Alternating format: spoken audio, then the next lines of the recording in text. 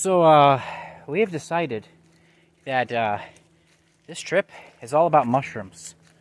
Not mushroom trips, not trippy mushrooms, just a trip about mushrooms. We've seen so many really cool mushrooms on this hike that this trip is all about mushrooms. But not trippy mushrooms. Again, really, no, not the trippy kind. Well, maybe, I don't know. I don't know anything about mushrooms, so... Yeah, the day's still young.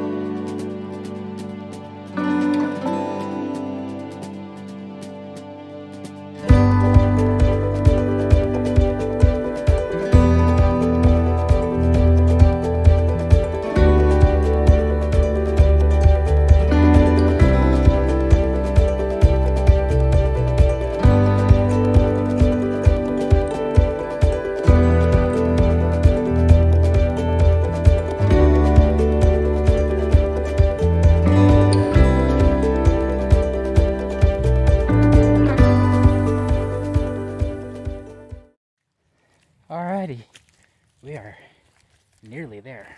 We're just another quarter mile.